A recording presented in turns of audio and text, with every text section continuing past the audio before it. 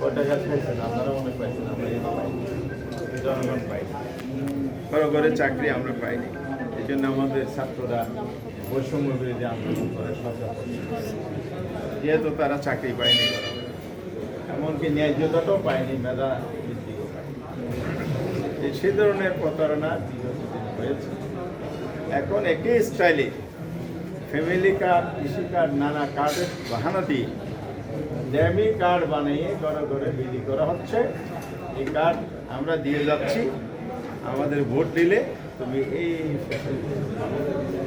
আমরা কমিশনকে গতবার এসে এটা বন্ধ করেন, না করলে তারা প্রতারিতের মতো ঠিকভাবে ভোট প্রভাবিত হয়ে জনগণের পছন্দের প্রার্থী নির্বাচিত না হয়ে এবং আমাদের মাননীয় সিপেট বাজার সৎযোগ্য প্রার্থী নির্বাচিত করার যে আহ্বান, হার পক্ষে ভোট দেন এই কতগুলো বলছেন, সেখানে আর মানুষ সৎ প্রার্থীকে যোগ্য প্রার্থীকে বেছে নিতে পারবে না, প্রতারিত